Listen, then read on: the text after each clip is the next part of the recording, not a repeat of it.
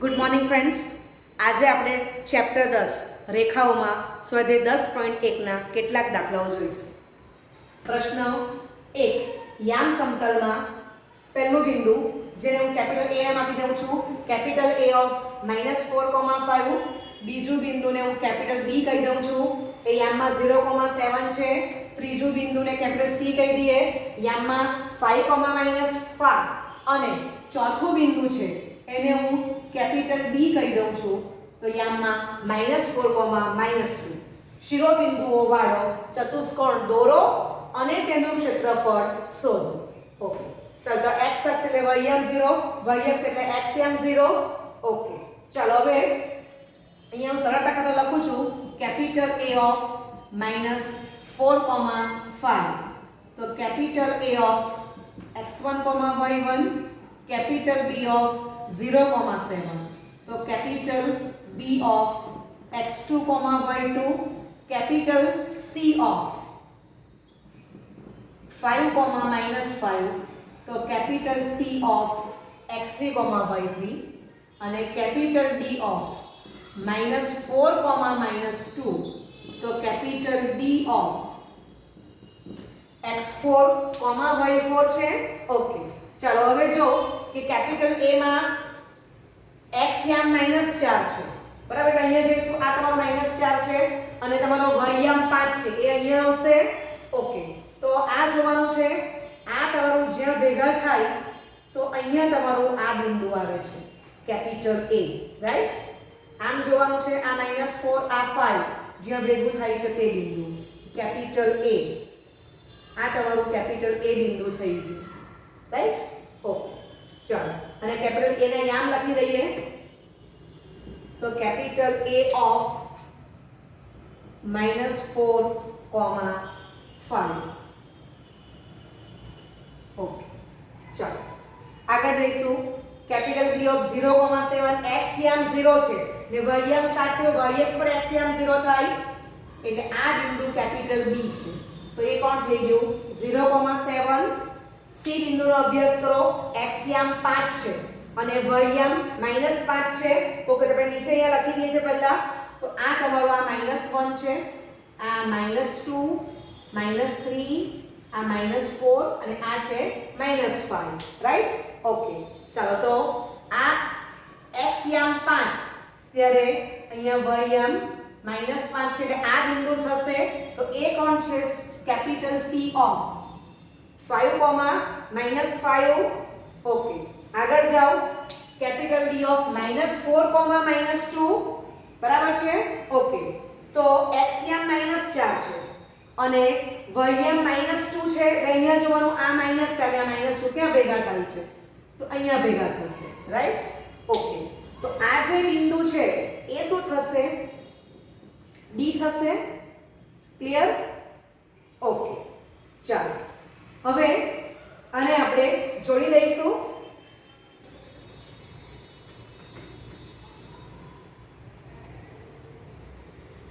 બરાબર, તમે જોઈ શકો છો કે A બિંદુ અને D બિંદુ એનો x યામ સરખો છે, બરાબર છે? ઓકે, ચાલો ત્યાર પછી બીજું બિંદુ આપણું B બન્યું છે તો આને કનેક્ટ કરીશું. ચાલો ત્યાર પછી C બિંદુ દીકરાઓ અહીંયા છે તો B ને C ને જોડી દો.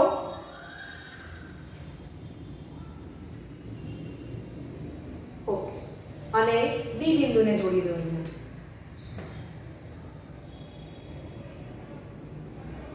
બરાબર છે? ઓકે, ચાલો કમ્પ્લીટ કરો આટલું. ઓકે, હવે દીકરાઓ જો કે આપણો આ ચતુષ્કોણ ડ્રો થઈ ગયો છે તો ખબર પડે છે કે એક પણ બાજુ સમસમની બાજુ તમે જો સમાંતર નથી. રેખાખંડ AB સમાંતર નથી રેખાખંડ DC, રેખાખંડ AD સમાંતર નથી રેખાખંડ BC, બરાબર છે? ખબર જ પડે છે. નહીં તો આપણે શું કરવું પડે? આપણને જો ચતુષ્કોણ ડ્રો કરવાનો ન કીધો હોતે તો આપણે અંતઃસૂત્રથી શું કરતે? આપણે અંતર શોધી કાઢતે અથવા તો આપણે ચારે ચાર રેખાખંડના ઢળ શોધી કાઢતે અને એના પરથી જોતે કે રેખાખંડ AB સમાંતર રેખાખંડ BC છે કે નથી, બરાબર? એ પ્રમાણે જતે તો ફિગર પરથી સ્પષ્ટ ખબર પડે છે કે ચતુષ્કોણ ABCD સમલંબ ચતુષ્કોણ છે, બરાબર? સમસામેની એક પણ જોડ છે એ સમાંતર નથી. ક્લિયર? એટલે આ પણ તમે જોઈ શકો છો. હવે અહીંથી હું આને કનેક્ટ કરું છું, બરાબર? તમે કોઈ પણ રીતે આમ પણ રેખાખંડ એસી તો AC ને પણ તમે કનેક્ટ કરી શકો. કોઈ પણ બે ત્રિકોણ મળશે, આમ કનેક્ટ કરો કે આમ કનેક્ટ કરો, બરાબર છે? આ મેં વિકર્ણ BD લીધો છે, તમે વિકર્ણ AC પણ લઈ શકો છો. ઓકે, તો તમે જોઈ શકો છો કે ચતુષ્કોણ ABCD સમલંબ છે, તો ચતુષ્કોણ ABC નું ક્ષેત્રફળ ત્રિકોણ ABD નું ક્ષેત્રફળ વત્તા ત્રિકોણ BDC નું ક્ષેત્રફળ. સમજણ પડે છે? ફિગર પરથી જ ખબર પડે છે કે આનું ક્ષેત્રફળ આ ભાગ કરતા ઓછું છે. ક્લિયર? ઓકે, નોલેજ માટે કહું છું, જો ચતુષ્કોણ આ ABCD એ સમાંતર બાજુ ચતુષ્કોણ હોય તો આ બંને ભાગ સરખા થતે, તો આપણે શું લખતે? સમાંતર બાજુ ચતુષ્કોણ ABCD નું ક્ષેત્રફળ ઇઝ ઇક્વલ ટુ 2 વખત ત્રિકોણ ABC નું ક્ષેત્રફળ. સમજાય છે? ઓકે, ચાલો ત્યાર પછી ધારો કે તમને એમ આપ્યું હતું કે ABCD લંબચોરસ ચતુષ્કોણ છે એમ ખબર હોય તો પણ એવું છે દીકરાઓ કે આનું ક્ષેત્રફળ ચતુષ્કોણ ABCD, તો એ કોણ છે? લંબચોરસ. તો લંબચોરસ ચતુષ્કોણ ABC નું ક્ષેત્રફળ તો 2 વખત ત્રિકોણ 2 ટાઈમ્સ ત્રિકોણ ABC નું ક્ષેત્રફળ. સમજાય છે? સપોઝ કે તમને એવું આપેલું હતું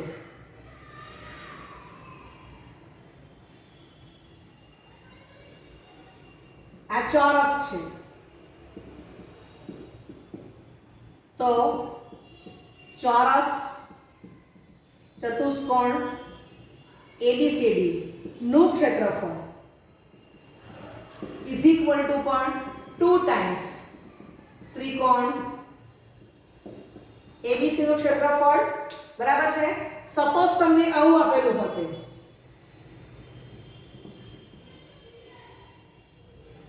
કે આ ABCD સમબાજુ છે, ચતુષ્કોણ ABCD સમબાજુ છે, તો તેનું ક્ષેત્રફળ તો ઇઝ ઇક્વલ ટુ પણ શું થશે?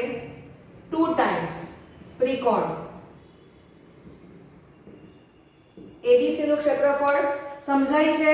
પરંતુ આપણી પાસે જે ચતુષ્કોણ છે એમાં તમે આ ફિગર પરથી જોઈ શકો છો, ઢાળ પણ શોધવાની જરૂર નથી અને તમારે અંતર પણ શોધવાની જરૂર નથી. ખબર જ પડે છે કે એક પણ જોડ ચતુષ્કોણમાં તમે જો સમલંબ તો સમાંતર નથી.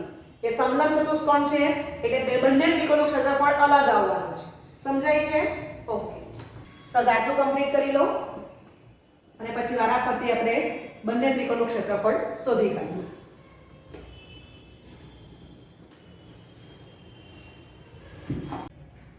ઓકે, તો આને આપણે નંબર 1 કહી દઈશું. ચાલો હવે ત્રિકોણ ABD નું ક્ષેત્રફળ શોધવાનું છે, તો 1/2 આ યામનો અભ્યાસ કરો. 1 સફિક્સ 2 સફિક્સ તે પછી 4 સફિક્સ છે. ઓકે, તો 1/2 માનાંકમાં x1 બ્રેકેટમાં y2 - y4 plus x2 બ્રેકેટમાં y4 - y1 plus x4 બ્રેકેટમાં y1 - y2 આવશે. કિંમત મૂકી દો એના ઉપરથી. ઓકે, તો ત્રિકોણ ABD નું ક્ષેત્રફળ Δ1 કહી દઉં છું. પહેલા ત્રિકોણનું ક્ષેત્રફળ Δ1. ઓકે, ચાલો માટે Δ1 ઇઝ ઇક્વલ ટુ 1/2 માનાંકમાં સાદરૂપ આપો -4 બ્રેકેટમાં 7 પ્લસ 2 એટલે 9 થશે પ્લસ 0 ગુણ્યા કોઈ પણ સંખ્યા એ જવાબ 0 જ આવવાનો છે પ્લસ -4 બ્રેકેટમાં 5 - 7 -2 બરાબર છે. ઓકે, માનાંક પૂરું કરો. માટે Δ1 ઇઝ ઇક્વલ ટુ 1/2 માનાંકમાં -36 અને વત્તા 8 થશે, બરાબર છે. ઓકે, માટે Δ1 ઇઝ ઇક્વલ ટુ 1/2 માનાંકમાં -28 માટે Δ1 ઇઝ ઇક્વલ ટુ 28/2 14 થશે. કમ્પ્લીટ કરો.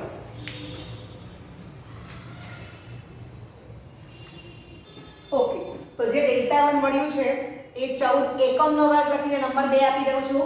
હવે ત્રિકોણ BDCનું ક્ષેત્રફળ તો 1/2 માનાંકમાં x2 બ્રેકેટમાં y4 - y3 plus x4 બ્રેકેટમાં y3 - y2 plus x3 બ્રેકેટમાં y2 - y4. બરાબર, જે ક્રમમાં આપણે કાટકોણ ત્રિકોણમાં શિરોબિંદુઓ લખ્યા છે તે ક્રમ પ્રમાણે સૂત્ર મૂકી દીધું.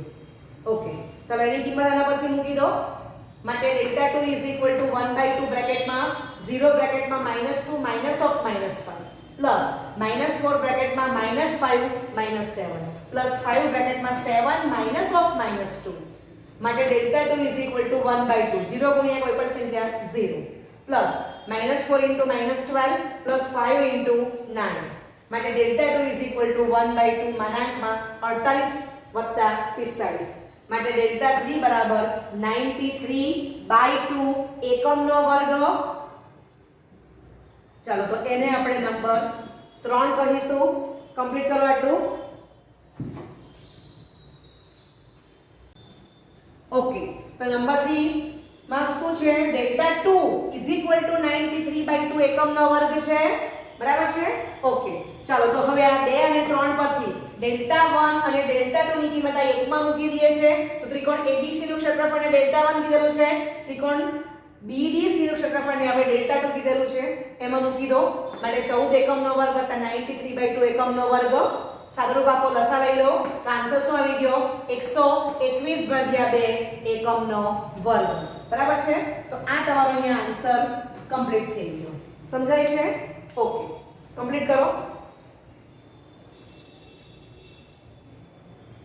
હવે આ જ દાખલો તમે આ રીતે પણ ગણી શકો. સમલંબ ચતુષ્કોણ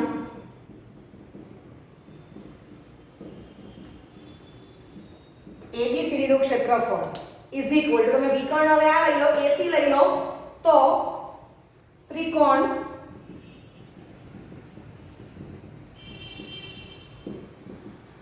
ABC નું ક્ષેત્રફળ એને આપણે Δ1 કહી દઈશું વત્તા ત્રિકોણ ADC નું ક્ષેત્રફળ, તો એને તમારે Δ2 કહી દેવો પડે. ઓકે, તમે આ રીતે પણ કરશો તો ફાઇનલ આન્સર સરખો આવશે. તો Δ1 આવે છે 29 અને Δ2 આવે છે 63/2. સાદુરૂપ આપશો તો 121/2 બરાબર એકમનો વર્ગ અથવા ચોરસ એકમ. સમજાય છે? તો આ તમારી સેકન્ડ મેથડ થઈ ગઈ. વિકર્ણ રેખાખંડ AC ડ્રો કરો અથવા રેખાખંડ BD ડ્રો કરો. બરાબર? ઓકે, તો બે રીતે તમે દાખલો ગણી શકો છો. ફાઇનલ આન્સર તમારો સરખો આવશે. ઓકે ઓકે 10.1 નો પ્રશ્ન 4. 7,6 યામમાં છે ને આપણે A બિંદુ કહી દઉં છું. 3,4 યામમાં છે ને B બિંદુ કહી દઉં છું. તો A અને B થી સમાન અંતરે હોય એવું x અક્ષ પરનું બિંદુ શોધો.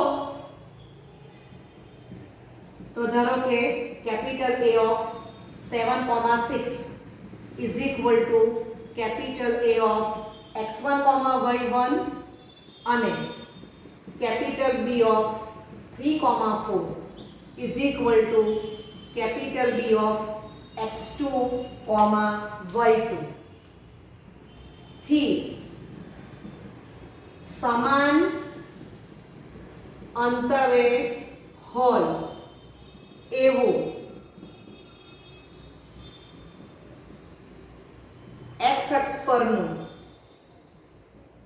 બિંદુ કેપિટલ P ઓફ, હવે તમને ખબર છે કે કેપિટલ x અક્ષ એટલે y બરાબર 0 થશે. બરાબર? ઓકે, x યામને x લઈએ તો y યામ 0 થશે. તો x અક્ષ મીન્સ y = 0 પરનું બિંદુ કેપિટલ P ઓફ x, 0 થશે. બરાબર છે? ચાલો તો પક્ષ મુજબ શું આપેલું છે આપણને? P બિંદુ A અને B થી સમાન અંતરે છે. બરાબર છે?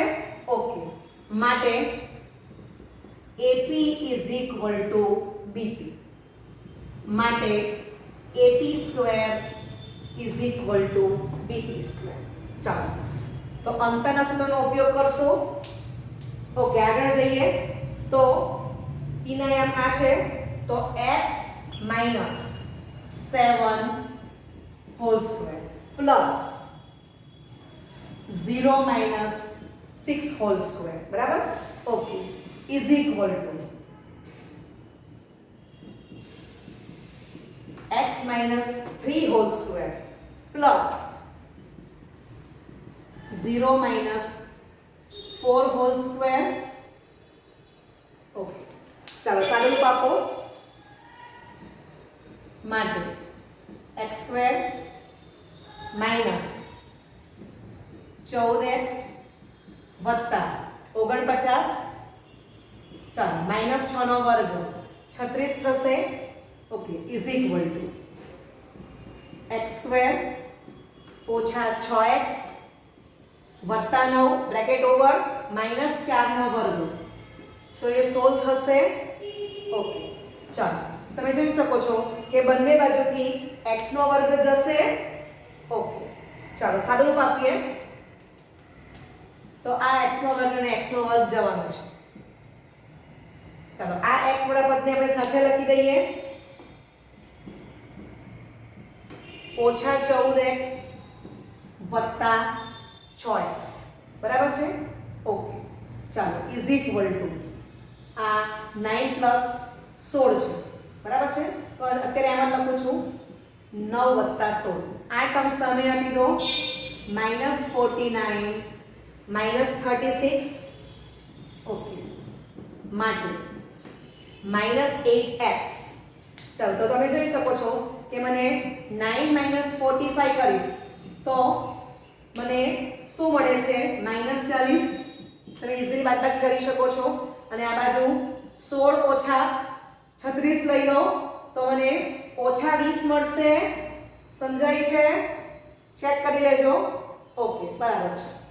માટે -8x ઇઝ ઇક્વલ ટુ -60 થશે. માટે x બરાબર 60 ભાગ્યા 8 થશે. માટે x બરાબર, ચાલો તો 15 ભાગ્યા 2 થશે. માટે હવે આપણને શું માંગેલું છે કે a અને b થી સમાન અંતરે હોય એવું x અક્ષ પરનું બિંદુ માંગેલું છે. માટે હું લખીશ કે a અને b થી સમાન અંતરે હોય એવું x અક્ષ પરનું બિંદુ capital P of x, 0 is equal two capital P of 15/2, 0 થશે. લખો.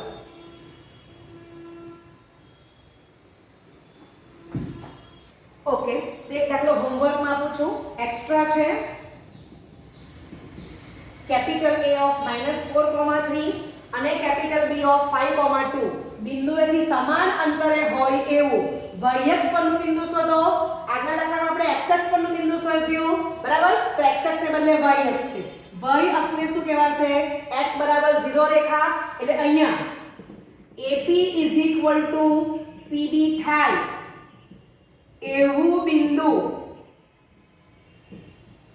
y અક્ષ પરનું કેપિટલ P ઓફ 0, y થશે. સ્ટાર્ટિંગ તમને કરી આપી છે, બરાબર છે?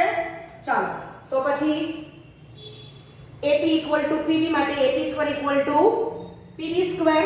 સાદુરૂપ આપી દો, અંતઃસૂત્રનો ઉપયોગ કરો તો y મળશે અને પછી કમ્પ્લીટ કરો કે માટે P of 0, y is equal two તમારો y નો જે આન્સર આવે તે. ઓકે, તો આ દાખલો તમને હોમવર્કમાં આપ્યો છે. હવે સ્વાધ્યાય 10.1 નો 5મો દાખલો. કેપિટલ P ઓફ 0, -4 અને કેપિટલ B ઓફ 8, 0 ને જોડતા રેખાખંડના મધ્ય બિંદુ અને ઉગમ બિંદુમાંથી પસાર થતી રેખાનો ઢળ શોધો. તો ખબર પડે છે દીકરાઓ કે P ઓફ 8, 0 તો x અક્ષ પર ઉગમ બિંદુની જમણી બાજુ આવેલું છે આ બિંદુ અને P ઓફ 0, -4 એ y અક્ષ પર, x m 0 છે y અક્ષ પર છે અને O ની બીજી તરફ આવેલું છે, બરાબર છે? તો અહીંયા P ઓફ 0, -4 છે. P p ને આપણે x1 y1 કીધું છે, b ને x2 y2 કીધું છે. ચાલો તો હવે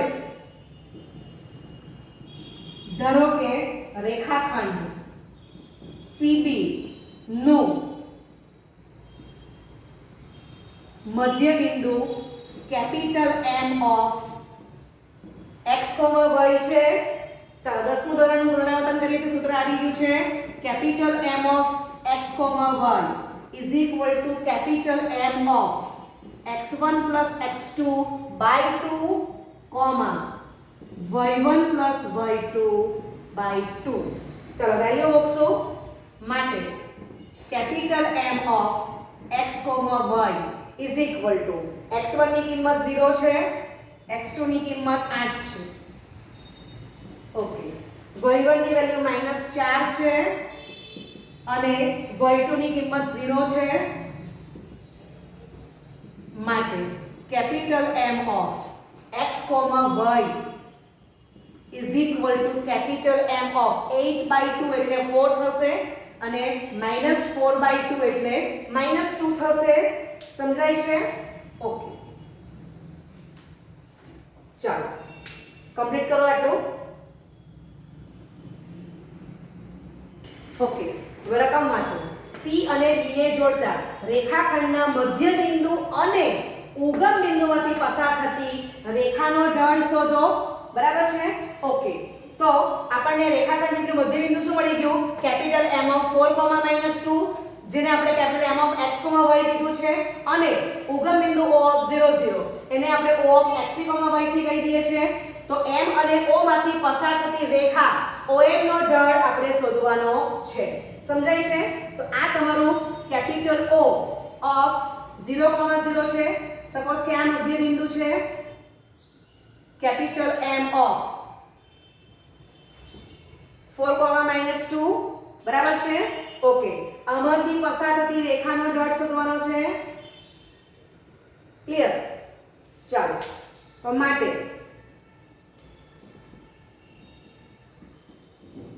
રેખા OM નો ઢાળ is equal to y minus y3 upon x minus x3. ચાલો તો y ની વેલ્યુ -2 છે, y3 ની વેલ્યુ 0 છે. ક્લિયર? ચાલો x ની વેલ્યુ 4 છે, x3 ની વેલ્યુ 0 છે એટલે -2/4 મળી ગયું. માટે રેખા OM નો ઢાળ is equal to -2/4 અથવા -1/2 થશે. કમ્પ્લીટ કરો. ઓકે, 10.1 પ્રશ્ન 8. જો યામમાં x, -1 એને હું a બિંદુ કહી દઉં છું. ઓકે, બીજું બિંદુને b કહું, b of 2, 1. ત્રીજું બિંદુને c કહું છું, c of 4, 5. બિંદુઓ સમરેખ હોય તો x ની કિંમત શોધો.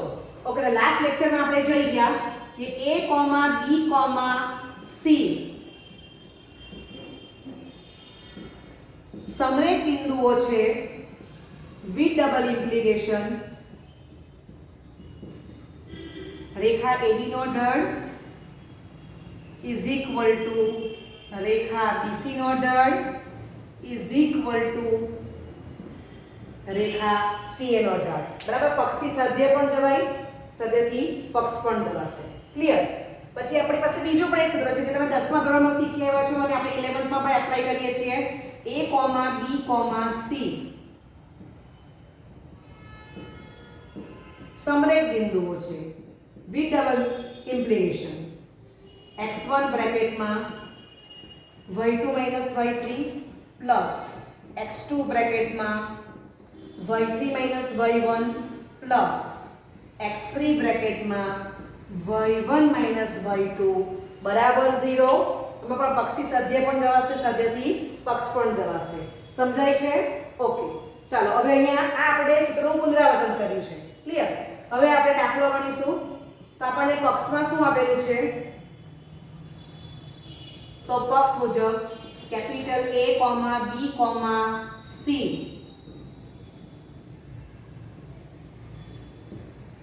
સમરેખ બિંદુઓ છે અને x ક્વેશ્ચન બરાબર, x ની કિંમત તમારે શોધવાની છે. ઓકે, ચાલો તો બંને રીતે આપણે દાખલો ગણીશું.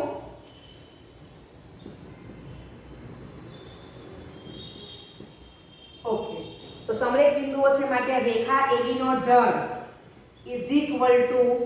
રેખા BC નો ઢળ બરાબર. કોઈ પણ બે જ રેખાનો ઢળ લઈશું. ચાલો, માટે સૂત્ર મૂકશું તો y2 - y1 upon x2 - x1 is equal to y3 - y2 upon x3 - x2. સમજાય છે? ઓકે, ચાલો તો અહીંયા હું લખું છું કે કેપિટલ A of x, -1 તો એને આપણે 1 સફિક્સ આપ્યો, capital A of x1, y1, capital B of 2, 1 તો capital B of x2, y2, capital C of 4, 5 તો capital C of x3, y3 બરાબર છે. એમાં જોઈને આપણે અહીંયા વેલ્યુ મૂકીશું. ઓકે, ચાલો માટે y2 ની કિંમત 1, y1 -1 છે અપોન x2 ની વેલ્યુ 2 થશે, x1 ની વેલ્યુ x છે. Okay, is equal two y3 ની કિંમત 5 છે, y2 ની કિંમત 1 છે અપોન x3 ની કિંમત તો x3 4 છે અને x2 એ 2 છે. સમજાય છે? ઓકે, આટલું કમ્પ્લીટ કરો. ચાલો તો આનું આપણે સાદુરૂપ આપશું તો 1 less of -1 એટલે 2 થશે.